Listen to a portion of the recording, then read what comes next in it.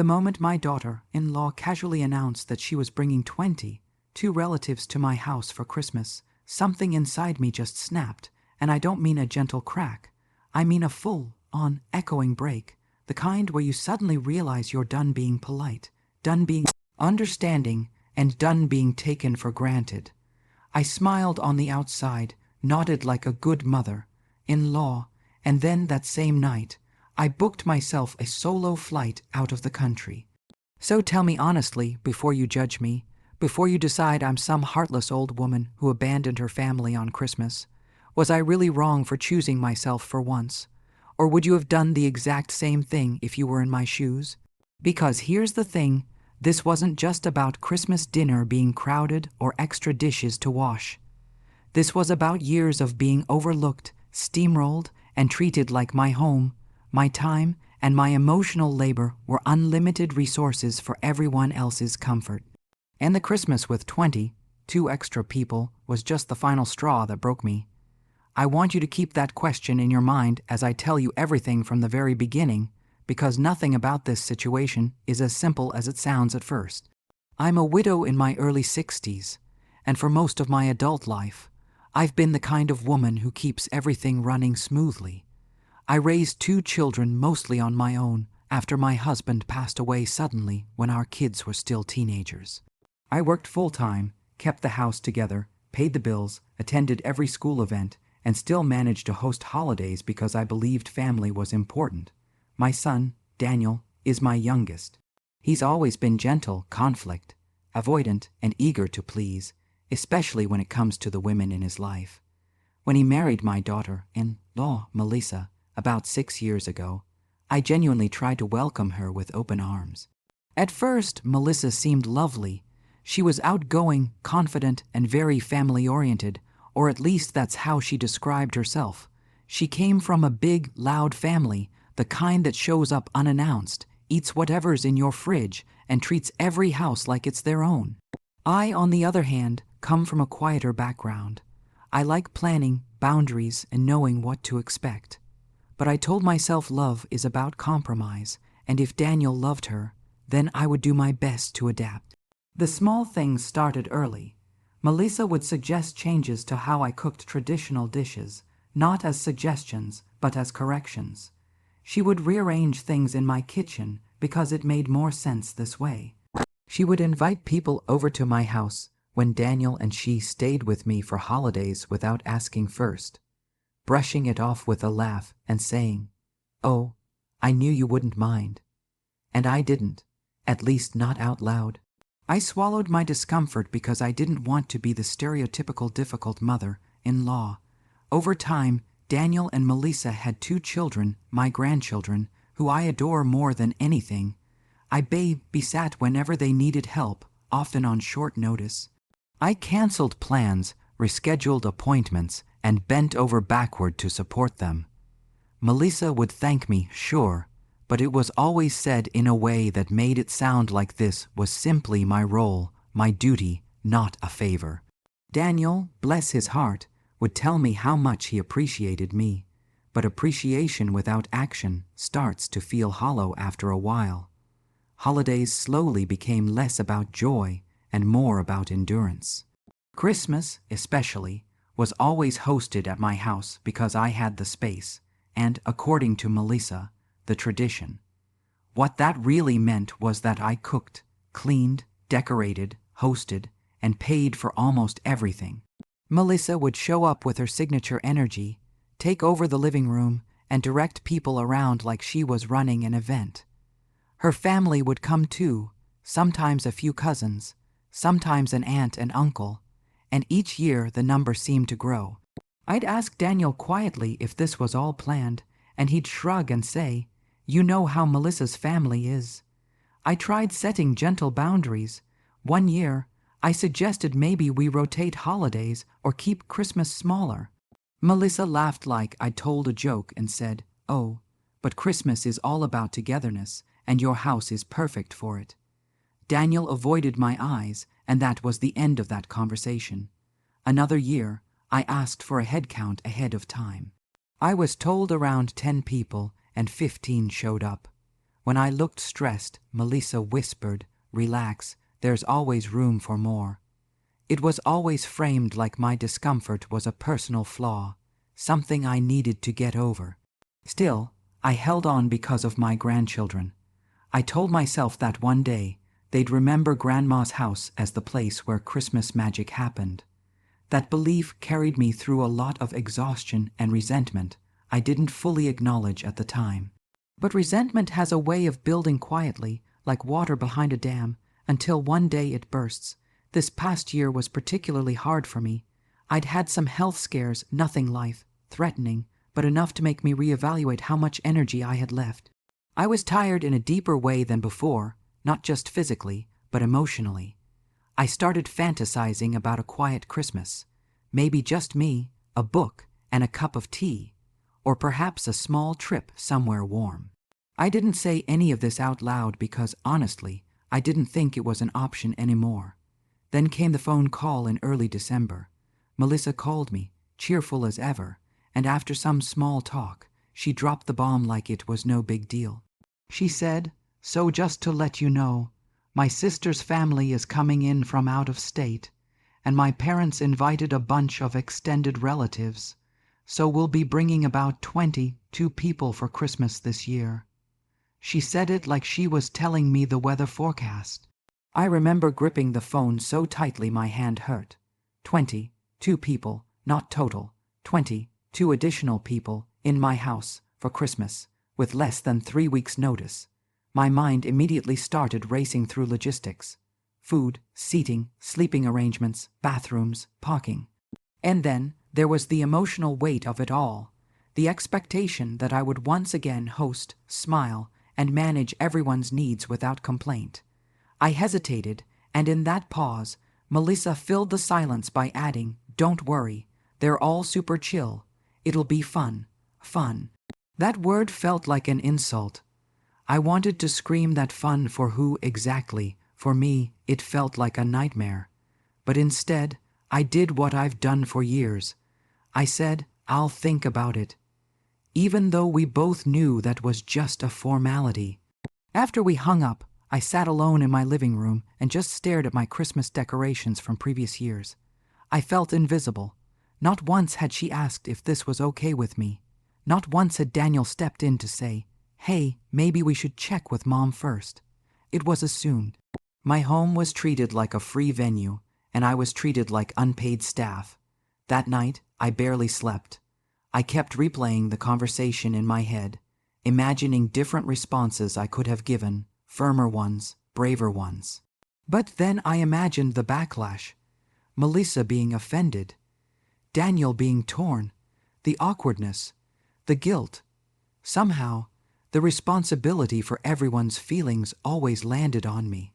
And then, sometime around 3 in the morning, a different thought crossed my mind, quiet at first but growing louder with every second. What if I just didn't do it? What if I removed myself from the situation entirely? The idea felt radical and terrifying, but also intoxicating. I grabbed my laptop and, almost on autopilot, started looking at flights. I didn't even have a specific destination in mind at first. I just knew I wanted to be somewhere far away, somewhere peaceful, somewhere where no one expected anything from me. Eventually, I found a reasonably priced ticket to a small coastal town I'd always wanted to visit. It left 2 days before Christmas and returned after New Year's. My finger hovered over the book now button. I thought about my grandchildren and the look on their faces if I wasn't there on Christmas morning. I thought about Daniel, how disappointed he might be. I thought about Melissa and the inevitable narrative she'd spin about me abandoning the family. And then I thought about myself, exhausted, anxious, and shrinking year after year to accommodate everyone else. I clicked the button. When the confirmation email came through, I burst into tears. Not sad tears, relieved tears. For the first time in years, I felt like I'd taken control of my own life, even if just for a moment. But that relief was quickly followed by dread, because booking the flight was the easy part. Telling them was going to be something else entirely. I waited a few days, trying to figure out the best way to break the news. Part of me hoped they'd realize how unreasonable their plan was and cancel on their own. Spoiler alert, they didn't. Instead, Melissa sent me messages about menu ideas, guest preferences, and even suggested I rent extra tables and chairs. She wrote, "It's going to be such a memorable Christmas." Every message felt like another weight added to my chest. Finally, I called Daniel and asked if we could talk privately. When I told him about the 22 relatives, he sounded surprised, which hurt in its own way because it meant he hadn't even been fully looped in. I told him, calmly but firmly, that I wasn't up for hosting that many people this year. There was a long silence on the other end of the line before he said, "Well, Melissa's family already made plans." That sentence flipped a switch in me. Plans made without me, in my house. I took a deep breath and said, "Daniel, I've already made plans too." He asked what I meant, and that's when I told him I'd booked a trip and wouldn't be home for Christmas. He was shocked. He asked if I was serious. I said I was. He asked what he was supposed to tell Melissa. I said he could tell her the truth, that I needed a break. He sounded upset, but also conflicted, and then he said something that still stings when I think about it. He said, "Can't you just do this one more time? One more time." As if it was always just one more time, never the last time. I told him no. For once, I didn't soften it or apologize for it. I said no, and I meant it. We ended the call on an uneasy note, and I knew the fallout was coming.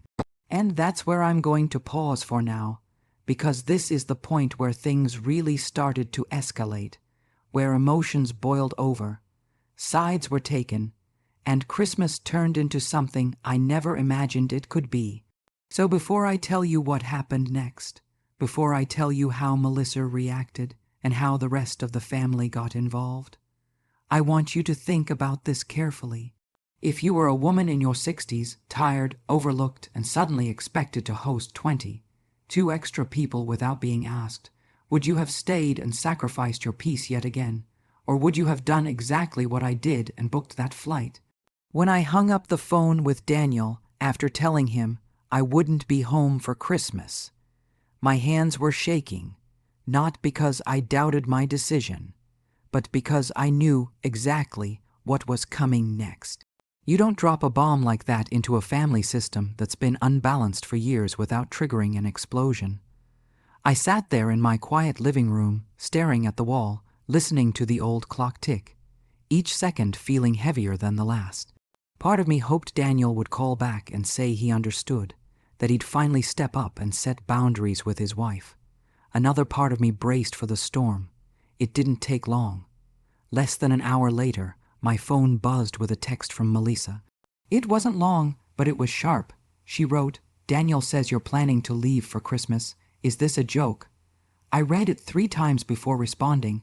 I typed and erased several replies, my heart pounding. Finally, I wrote back, "No joke. I'm taking a trip this year. I won't be home to host Christmas." The typing bubble appeared almost instantly, then disappeared, then appeared again. When her reply finally came through, it was longer, and every word felt like a slap. She said she couldn't believe how selfish I was being, that Christmas was about family, that her relatives had already booked time off and travel plans, and that I was ruining everything over what she called a little inconvenience. A little inconvenience. That phrase echoed in my head, just like "one more time" had earlier. I didn't respond right away. Instead, I put my phone down and cried deep, exhausted sobs that I'd been holding back for years. I cried for my younger self who thought being endlessly accommodating was the same as being loving. I cried for the version of me who was so afraid of conflict that she let resentment become her constant companion. And I cried because no matter how justified my decision felt, it still hurt to be seen as the villain in someone else's story. Over the next few days, the pressure ramped up. Daniel called again, his voice tense. He told me Melissa was furious, that her family was confused and upset, and that he was stuck in the middle. I told him, gently but firmly, that he'd been letting me sit in the middle for years, absorbing everyone else's expectations. He didn't argue with that, which told me he knew I was right. Still, he asked if there was any chance I'd reconsider. I said no. I explained that this wasn't about punishing anyone, it was about protecting myself. I told him I loved him and the kids, but I was tired. Word spread quickly through the family, faster than I expected. My sister called me, concerned but curious. An aunt left me a voicemail saying she hoped I'd come to my senses. Even one of Melissa's cousins, whom I'd only met twice, somehow got my number and sent me a message saying how disappointed everyone was. That one actually made me laugh through my tears because it perfectly illustrated the problem. People who barely knew me felt entitled to my time, my home, my labor, all because I'd never said no loudly enough before. Melissa didn't stop at texts. She showed up at my house one afternoon unannounced. I opened the door to find her standing there, arms crossed, jaw tight, the picture of righteous anger. She walked past me into the living room like she owned the place and launched into a speech about family obligations, about how her children needed their grandmother on Christmas, about how traditions mattered. I listened quietly, something I'd learned to do very well over the years. When she finally paused, waiting for me to apologize or back down, I told her the truth. I said I felt used. I said I felt invisible. I said that nowhere in her plans had I been considered as a person with limits, only as a resource. She looked genuinely shocked, like the thought had never occurred to her. She told me I was being dramatic, that everyone loved my Christmases, that I should take it as a compliment. That's when I realized how deeply ingrained this dynamic was. To her, my exhaustion was the price of admission for being appreciated. The argument escalated. Voices were raised. She accused me of abandoning my grandchildren. I told her that loving them didn't mean sacrificing myself endlessly. She said if I left, I'd regret it for the rest of my life. I told her I already regretted all the times I hadn't stood up for myself. She left in a huff, slamming the door so hard one of my picture frames fell off the wall. I picked it up slowly, my hands steady this time, and put it back in place. After that confrontation, something inside me shifted. The guilt that had been gnawing at me started to loosen its grip. I realized that no matter what I did, someone was going to be unhappy. For years, that someone had been me. This time, I was choosing differently. I focused on preparing for my trip instead of Christmas. I packed light, bought a new book, and even treated myself to a small suitcase I'd been eyeing for months. Each small act felt like a quiet rebellion. As Christmas approached, the messages slowed down. Either people accepted that I wasn't changing my mind, or they decided it wasn't worth the effort to keep pressuring me. Daniel called one last time on Christmas Eve. His voice was tired, defeated. He said they'd figured something out, that Melissa's parents were hosting instead, and that it was chaos. I almost felt sorry for him, almost. He told me the kids missed me. That one hurt, but I reminded myself that relationships can survive disappointment, especially when the alternative is burnout and resentment. I left early on the morning of December 23rd. As the plane took off, I looked out the window at the shrinking landscape below and felt something I hadn't felt in a long time: peace. The town I traveled to was quiet and beautiful, with gentle waves, friendly strangers, and no expectations. On Christmas morning, I walked along the beach alone, the air crisp and clean, and for the first time I didn't feel lonely. I felt free, of course. That doesn't mean everything magically resolved itself. When I got back home after New Year's, there was still tension. Melissa was cold and distant for months. Daniel tried to play peacemaker, inviting me over, acting like everything was normal. Slowly, though, things began to change. Boundaries that had never existed before started to form. Holidays were discussed, not assumed. Hosting rotated. I said no more often, and the world didn't end. My relationship with my grandchildren remained strong. They were curious about my trip, full of questions, and I told them stories about the ocean and the shells I collected.